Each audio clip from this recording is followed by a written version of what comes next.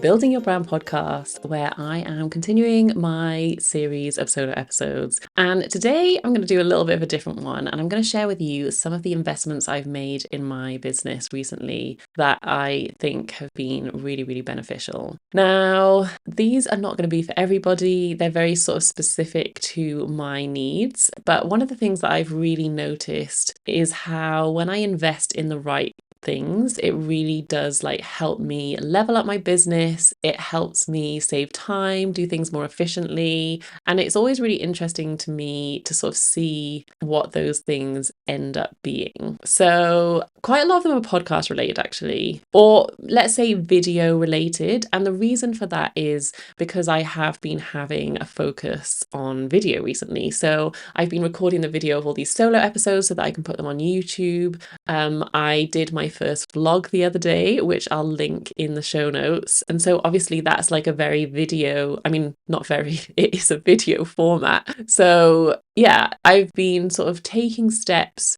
to help with that kind of process of creation. It feels like video is a really big thing for my business at the moment. And luckily it's something that I'm really enjoying. I've been learning how to use Premiere Pro a lot better. And actually, I think this was all sparked for me when last year I did a YouTube series for Adobe. It was like a series of 8 episodes. I think each episode was somewhere between 5 to 10 minutes, and it was kind of each episode covered a different bit of the branding process. But doing that and having that sort of focus on video and working with a member of staff from Adobe who gave me feedback, I think it just really, it got me into it, got me excited about creating more video. And it's just at the moment, it is a form of marketing and promoting myself that I'm really enjoying. So yeah, all that to caveat that a lot of the investments are leveling up in that area. And one of the things I would say is that I've done it gradually over time. So I am definitely personality-wise the sort of person that loves to go out and buy all the gear, even if I don't know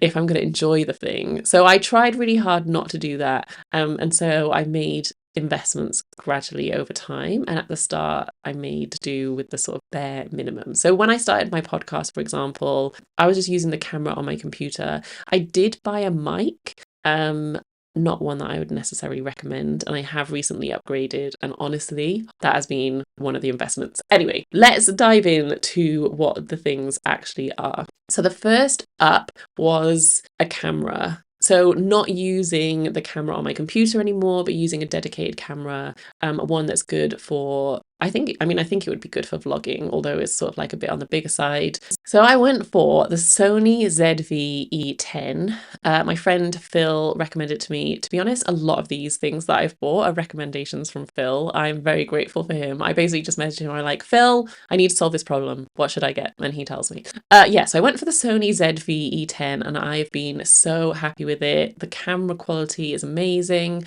I still have a lot of learning to do in terms of how I set it up. Sometimes I don't get the lighting quite right, or the depth of field quite right. So basically it's not the camera's fault, it's my fault if anything's not quite looking right. So I've still got a learning process there, but I am really, really happy with the camera. So that is what I'm filming on right now. Now, for the longest time, even though I have been hosting a podcast for 4 years, I didn't upgrade my mic. And you do not need an amazing mic to start a podcast. My podcast editor, Lucy, always says that. And I totally agree. I think all of these things shouldn't be a barrier for entry at all, because you can do a lot with so little. But I figured I really committed to this podcast thing. Maybe it's about time I upgraded my mic.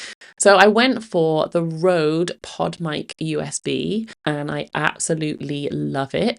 The improvement in the quality of my audio is so noticeable. Hopefully you've noticed it listening to the podcast. So I'm really, really happy with that purchase. I've got it on an arm that attaches to my desk, so it's just sitting down here right in front of me. You can't see it on the camera, but yeah, it's really nice, really easy to use. Set up, just plug it into your computer. I'm very, very happy with it. So obviously that's great for video stuff, but podcast stuff, so I'm getting a lot of use out of that, and I just use it generally day to day for my calls as well. So that one has been amazing. Another one that is a bit more niche is I bought quite a while ago now an Elgato Teleprompter. So this really nicely just slides onto the front of my camera. It means that I can see stuff on a screen, but I'm looking directly into the camera lens. And the biggest use case for me with this has actually been for my podcast recordings. One of the things that always used to bug me when I was recording podcast episodes is that I would be always looking off in all different directions. Like I was never looking at the camera. And like, it's not a huge deal, but I personally found it off-putting that that's what was happening. So I got this teleprompter, and basically it just acts like a second screen. So I can put the window, I'm using Zencastr to record my podcast, so I can put the Zencastr window on the teleprompter, and it means that I'm looking at the guest and I'm looking directly into the barrel of the camera. The barrel? Into the lens. I'm looking directly into the camera lens. And I just really I think that's a big improvement. And even just stuff like this, recording these solo episodes, it just makes it so much easier for me to look directly at the camera. But also I can use it as a teleprompter. So I have practiced quite a lot with writing scripts and then reading them so it sounds like I'm not reading them. And honestly, that has saved me so much time. So when I am creating a video, I haven't actually done it with any of these solo episodes because I wanted them to be a bit more relaxed and chatty. But say if I was doing, like a demo, or I had a particular social media video that I wanted to make, I can write the script and put it up on the teleprompter and it just flows through automatically. And again, I can look directly at the camera, and I don't think it's very obvious that I'm reading due to how the words appear on the screen. So yeah, Elgato Teleprompter, absolutely obsessed with it. Definitely an amazing investment. Another one has been coaching. So I have been doing some coaching with Paul Ince. I'd known Paul for a while and I'd spoken at one of his conferences, but we actually ended up chatting about it when we went to a conference together last year. And I think I was probably just talking about, some of the things that I was struggling with in my business. And he was like, Liz, I really think I could support you in that. And, coaching is something that I've been thinking of going into. And honestly, it was it felt a bit stretchy, it had been a long time since I had invested in coaching. I sort of did quite a bit early on, and I think, I don't know, maybe just didn't have the best experience, so was a little bit burnt from it. And so spent quite a few years not having any coaching. But honestly, it has been an amazing investment. I think finding the right person is key, but the support that Paul has given me over the last few months has been so, so helpful. I think it's helped me to be really intentional about what I want to do moving forward with my business. It's given me some really brilliant ideas of projects that I want to work on. We've been talking a lot about how I grow my personal brand. Paul's got a lot of experience in public speaking, and that's something that I've been really focused on. So yeah, that has been an amazing investment, and it felt like the right time, and I'm really glad I went for it. I think having, that person that you trust and that you can